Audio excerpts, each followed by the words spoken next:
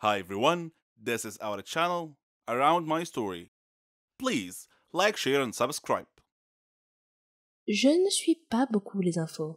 Les crises internationales, les crimes, les enlèvements, toutes ces choses me consternent. C'est comme si notre monde était une jungle dangereuse, et je n'aime pas ce sentiment, car je suis une fille paisible qui aime éviter les problèmes. J'étais loin de me douter que mon monde paisible allait être secoué par l'un de ces tristes événements. Je m'appelle Marsha, et j'ai 18 ans. Je vis avec mes parents et ma petite sœur, Marilyn. Ma mère m'a souvent prévenue d'être vigilante et d'éviter les situations dangereuses. Elle m'a dit que les gens pacifiques peuvent vivre dans un monde pacifique s'ils choisissent de le faire. Mais ce n'est pas tout à fait vrai. Un jour, j'étais à la fête d'anniversaire d'une amie, et nous étions en train de rire, de manger, de jouer et de passer un bon moment. Je ne faisais pas vraiment attention à mon téléphone. Mais quand j'y ai jeté un coup d'œil, j'ai vu que maman m'avait appelé plus d'1 million de fois, vers minuit. Elle était visiblement inquiète de me voir sortir si tard. Alors j'ai décidé de me dépêcher de rentrer. J'avais peur de prendre un taxi seul, mais je devais me dépêcher de rentrer. J'ai donc marché jusqu'à la rue principale, qui était très faiblement éclairée, et j'ai vu un taxi tout près. Mais quand je me suis approchée, j'ai vu que toutes ses vitres étaient éteintées. Et je ne me suis pas sentie à l'aise. J'ai cherché un autre taxi, mais le chauffeur de taxi a ouvert la porte d'entrée et a souri. Son âge avancé et son sourire amical m'ont désarmé, et m'ont donné un sentiment de sécurité. Alors je lui ai demandé de me conduire chez moi, et j'ai sauté sur le siège arrière. Il m'a demandé pourquoi je marchais seule dans une rue mal éclairée si tard dans la nuit, et je lui ai parlé de la fête et de ma perte de la notion du temps. Il m'a prévenu de ne plus sortir tard le soir, car c'était un moment dangereux pour sortir. Il m'a demandé si j'avais entendu parler d'un tueur en série nommé Bradley.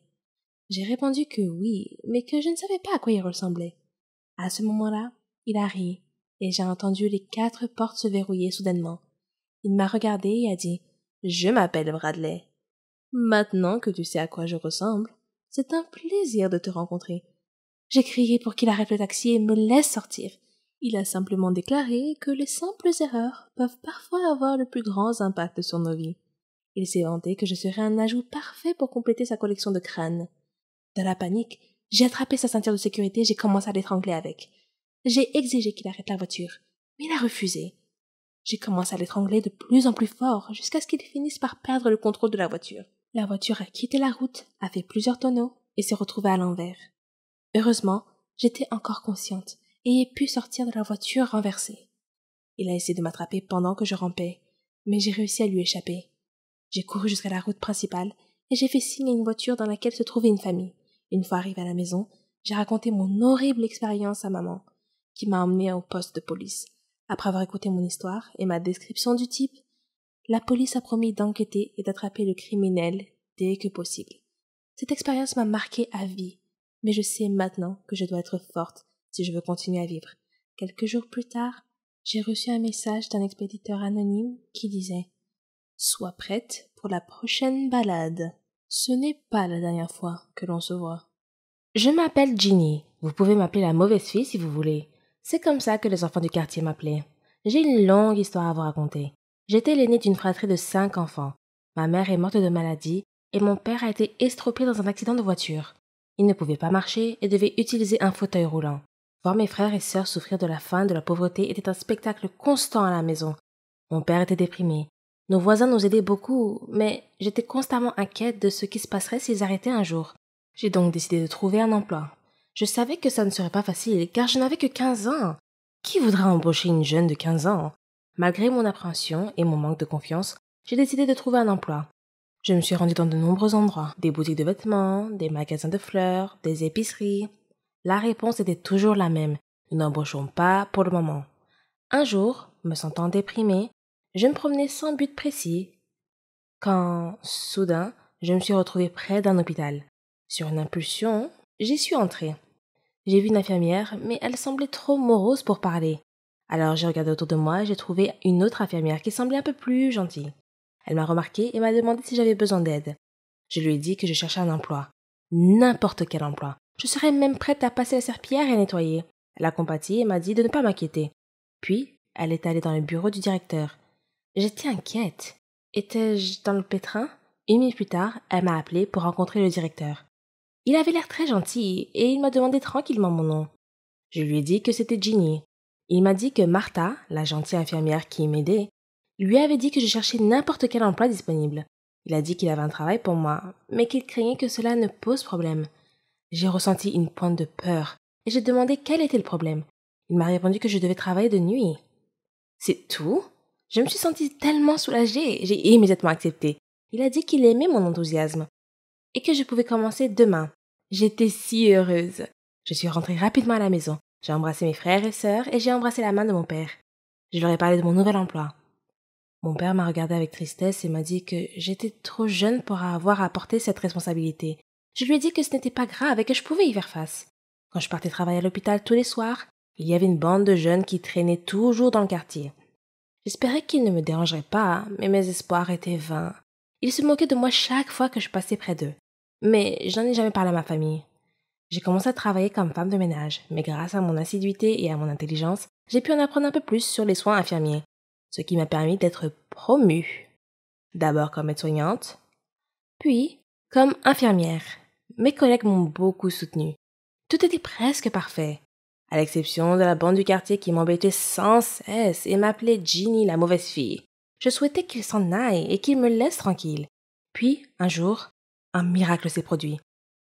Alors que je travaillais à l'hôpital, les brutes du quartier sont arrivés avec leur chef. Il était gravement blessé. Son corps entier était couvert de sang et criait pour que quelqu'un vienne l'aider. Quand ils m'ont vu, ils m'ont supplié de le sauver. J'ai travaillé rapidement avec les autres membres du personnel. Son état était grave. Il avait été victime d'un terrible accident de moto. Le personnel et moi avons travaillé fébrilement pour stabiliser son état et le soigner. Après l'avoir stabilisé, j'étais épuisée. Soudain, quelqu'un s'est approché de moi. C'était le gang du quartier. Ils se sont excusés de s'être moqués de moi et m'ont demandé de les pardonner. Ils ont dit qu'ils ne savaient pas que je travaillais dans un hôpital. J'ai souri et leur ai dit que tout allait bien et que je les considérais comme mes frères et sœurs. Une autre infirmière est allée les voir et leur a dit que leur amie allait bien maintenant. J'étais tellement heureuse que mon problème soit résolu. Ils m'ont appelée pour parler à leur chef. Il avait les larmes aux yeux et m'a dit qu'il était tellement désolé et m'a demandé de lui pardonner. Il était si sincère que j'étais émue. Je lui ai demandé gentiment de se taire et de se reposer. Alors que je m'éloignais, il m'interpella et me remercia à nouveau. Après cet incident, le directeur m'a convoqué et m'a félicité d'avoir sauvé la vie du patient ce jour-là. J'étais encore loin de réaliser mes rêves, mais j'avais une bonne longueur d'avance. La bande du quartier a commencé à m'appeler l'ange de la miséricorde. Bonjour, je m'appelle Mika et je suis une jeune fille de 21 ans de la classe moyenne. Je vis avec ma mère et ma sœur Sandy. Je rêvais d'une vie idéale. Enfin, ce que je croyais être une vie idéale. D'une maison à moi, d'une vie financièrement stable avec ma famille qui m'aime. Certains pourraient dire que c'était un rêve très simple. Mais ce rêve simple était si fragile et si facilement détruit. Il y a un vieux dicton qui dit « Choisis bien tes amis ». Et ceux qui n'en tiennent pas compte en souffrent beaucoup. J'avais un père. Il était gentil et aimant et prenait bien soin de nous. Je passais beaucoup de temps à attendre qu'il rentre du travail. Et ensuite, nous jouions ensemble. Je ne savais pas vraiment quel genre de travail il faisait. Un jour, il s'est passé quelque chose. Maman et papa se sont disputés. Et après la dispute, il a fait ses bagages, nous a pris dans ses bras, ma sœur et moi, nous a dit au revoir et a quitté la maison, les larmes aux yeux. C'était la seule fois que je l'avais vu pleurer. Nous avons demandé à maman pourquoi papa nous avait quittés, mais elle ne l'a jamais dit. Par la suite, maman nous a beaucoup soutenus. Elle travaillait dur tout le temps, et elle était toujours là pour nous. Elle était une couturière très talentueuse, et tous nos voisins aimaient son travail. Elle a commencé avec une seule machine à coudre dans notre maison, mais son entreprise s'est progressivement transformée en un atelier avec 5 autres couturières qui travaillaient pour elle. Nous vivions mieux qu'avant. Nous n'étions pas riches, loin de là, mais notre vie était plutôt agréable. Mon histoire commence avec une fille nommée Sophie. C'était ma meilleure amie. Lorsque la famille de Sophie a emménagé dans mon quartier, sa mère a été la première à rejoindre la mienne, lorsque notre entreprise a commencé à se développer. Par conséquent, Sophie et moi avons passé beaucoup de temps ensemble, devenant peu à peu les meilleures amies du monde. Elle avait à peu près mon âge et m'adorait tellement qu'elle copiait tout ce que je faisais. Je pensais qu'avoir une meilleure amie comme elle était la meilleure chose qui me soit arrivée. Comme j'avais tort. Comme je le disais, elle faisait tout ce que je faisais. Mes loisirs, mes intérêts, mes peintures. Elle achetait même les mêmes jouets que moi et parlait à ma mère de la même façon. Même ma sœur Sandy a remarqué le comportement de Sophie. Elle pensait qu'elle m'imitait parce qu'elle m'aimait bien. J'ai raconté à Sandy que lorsque j'ai présenté Sophie à tous mes amis, au début elle était très timide et mes amis ne l'aimaient pas beaucoup. Mais après peu de temps, il semblait que tous mes amis s'étaient rapprochés d'elle et s'étaient éloignés de moi. Puis un jour, un nouvel élève nommé Pedro est arrivé dans notre école et dans ma vie. Toutes les filles l'aimaient bien. Il était intelligent, beau et faisait de la boxe. Lors de la cérémonie de remise des diplômes, Pedro m'a demandé en mariage. J'étais extrêmement heureuse. J'ai annoncé la nouvelle à Sophie. Elle m'a félicitée avec un sourire discret. J'étais un peu déçue par sa réaction sans joie. Et quand je lui ai demandé qui elle rêvait d'épouser, elle m'a répondu que son futur mari devait être super génial et devait la mériter. Puis elle s'est mise à rire. J'étais loin de me douter de ses intentions à ce moment-là. Pedro et moi, nous sommes mariés et nous étions heureux, si seulement les choses s'étaient arrêtées là. Chaque fois que nous sortions, pour une raison étrange, Sophie était toujours là au même moment. Elle prenait toujours l'air surpris et elle se joignait à nous sans invitation. Elle avait l'air très sage et très cultivée. Pour ne rien arranger, Pedro a commencé à me demander de l'inviter à nous accompagner chaque fois que nous sortions. Il m'a dit qu'il la considérait comme ma sœur. Il a commencé à l'aimer de plus en plus et moi de moins en moins. Et les choses ont commencé à changer. Pedro est devenu de plus en plus distant. Il a commencé à recevoir beaucoup d'appels téléphoniques qu'il me cachait. Chaque fois que je lui demandais à qui il parlait, il disait toujours que c'était juste ses amis qui l'appelaient. Et un jour, il a reçu une offre d'emploi qui l'obligeait à faire de nombreux voyages d'affaires dans une autre ville. Il a accepté l'offre sans même me consulter. Je lui dis que j'avais beaucoup d'inquiétudes à ce sujet, mais son attitude semblait un peu indifférente. Il a dit qu'il ne pouvait pas refuser une offre comme celle-là, que c'était pour le mieux. J'avais l'impression que ma vie s'écroulait. J'ai appelé Sophie, je voulais lui parler. Mais sa mère a répondu au téléphone et m'a dit qu'elle avait trouvé un emploi et a déménagé dans une autre ville. J'étais un peu bouleversée. Comment pouvait-elle partir sans me le dire, ni même me dire au revoir? Pedro a commencé son nouveau travail. Il a commencé à voyager beaucoup. Quelques mois plus tard, j'ai commencé à me sentir mal. Je suis allée voir le médecin et j'ai découvert que j'étais enceinte. C'était une belle surprise. J'étais si heureuse. Mais apparemment, Pedro ne l'était pas. En fait, il était tellement pas content qu'il m'a dit de me faire avorter. Je ne pouvais pas croire ce que j'entendais. Il n'était plus la personne que je connaissais. Nous avons eu une grosse dispute et j'ai décidé de quitter la maison. J'ai appelé Sophie et lui ai demandé de venir vivre avec elle, temporairement. Quand je suis arrivée chez elle, elle a vu que j'étais enceinte et elle était choquée. Tout comme Pedro. Elle m'a dit qu'elle était fiancée, mais elle n'a pas voulu dire qui c'était. Au cours des jours suivants, j'ai remarqué qu'elle recevait beaucoup d'appels chaque jour, tout comme Pedro. Puis un jour, alors que je me sentais un peu nauséeuse, elle est sortie pour m'acheter des médicaments. Pendant son absence, son téléphone fixe a sonné et j'ai répondu. C'était Pedro. Je n'en revenais pas. J'ai vite raccroché. Lorsqu'elle est revenue à la maison, ne nous sentons-nous pas tous spéciales parfois? J'ai grandi dans une maison d'orphelins. Je n'essaie pas de prétendre qu'il y avait quoi que ce soit de spécial à ce sujet, mais j'ai grandi avec cette voix lancinante dans ma tête qui me disait à quel point j'étais spéciale et que ma vie finirait par basculer du jour à la nuit. Il s'est avéré que je n'étais pas en train de délirer ou quoi que ce soit. Ce qui m'est arrivé est le rêve de tout enfant placé en famille d'accueil. Si seulement je savais ce que l'avenir me réservait. Ma mère, mon père et ma sœur jumelle se sont suicidés en 1992. J'ai été sauvée par ma famille élargie pour être abandonnée plus tard. J'ai été reniée non pas parce que deux des familles les plus riches de la ville ne pouvaient pas m'élever, mais parce que j'étais une malédiction pour leur réputation. Mon père et ma mère n'étaient pas mariés, et cela leur a apporté tant de honte qu'ils se sont suicidés. Quelques mois plus tard, un beau jour, je me suis réveillée dans un foyer pour enfants. Je suis maintenant orpheline. Je n'ai absolument aucun souvenir de mes parents, ni même de ma sœur jumelle. Mais je me souviens très bien de ma famille éloignée. Ils m'ont abandonnée quand j'avais 6 ans. Mon oncle est un homme d'affaires extrêmement riche. Il n'a jamais été vraiment méchant avec moi. En fait, il m'a placé dans ce qu'on peut appeler une maison de luxe. Bien qu'il ait promis de me rendre visite tous les week-ends, il ne l'a jamais fait. J'étais placée dans une chambre de taille moyenne avec 4 autres filles. Rosaline, Claire, Bella et moi, Rachel. Elles étaient toutes habillées de chemises de nuit propres, mais elles étaient toutes de la même couleur, vert pâle.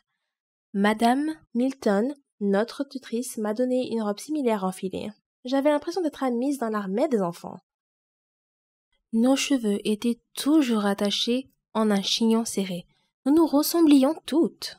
Madame Milton n'était pas la personne la plus gentille que l'on puisse rencontrer, mais elle n'était pas méchante non plus. La maison était divisée en 2 sections, une pour les garçons et une pour les filles. Le seul moment où nous rencontrions les garçons était dans le bâtiment extérieur, qui était une sorte d'école. Nous suivions quelques cours chaque jour, et pour être honnête, nous avions de bons professeurs. Je m'asseyais toujours à côté d'un garçon qui s'appelait Nate. Je le trouvais super intelligent, et il m'aidait toujours à faire mes devoirs de maths, car les chiffres n'ont jamais vraiment été mon domaine de prédilection. Nous avons fini par devenir de bons amis. Chaque fois que je retournais dans la chambre, toutes les filles étaient trop occupées avec leurs jouets. Et elles étaient toutes déjà de bonnes amies. J'avais l'impression d'être une étrangère.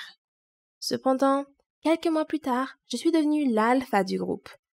Ne vous méprenez pas, ce n'est pas une histoire à la Oliver Twist. On se faisait tout le temps des farces. Et on riait bien. Je veux dire, qu'être dans une famille d'accueil n'est pas exactement des vacances, alors nous tirions le meilleur parti d'une mauvaise situation. Quand les filles s'endormaient le soir, je faisais semblant de dormir jusqu'à ce que Madame Milton se soit endormie elle aussi. Ensuite, je regardais par la minuscule fenêtre et je commençais à compter les étoiles une par une. J'en ai nommé une après mon père, une après ma mère, une après ma sœur et enfin, une après Nate. Je restais debout toute la nuit, rêvant jusqu'à ce que je m'endorme. Madame Milton nous réveillait vers 6 heures du matin pour prendre le petit déjeuner et aller en classe. Cela a duré comme ça pendant des années et des années. Les jours se ressemblaient tous, sauf le week-end, qui n'était pas vraiment un week-end. Cela signifiait seulement que nous avions le droit de manger du dessert. J'ai toujours été une petite fille extrêmement curieuse. Et si Nate et moi sommes devenus si proches, c'est parce qu'il était curieux lui aussi. Nous n'avions aucune idée du monde extérieur. Nous avions tant de questions sans réponse, et parfois, nous inventions des réponses pour apprivoiser nos cerveaux. Les filles avaient des parents qui leur rendaient visite pendant le week-end, mais moi, je restais dans ma chambre. Parfois, je pleurais, et parfois je fermais les yeux en essayant d'imaginer à quoi ressemblait ma mère. Un jour, pendant le cours de sciences, Nate m'a demandé qui me rendait visite le week-end. Je n'ai jamais répondu. J'ai fait semblant de ne pas l'entendre. Mais dans un moment d'extrême confusion et de tristesse, j'ai écrit quelque chose sur un morceau de papier et je lui ai passé.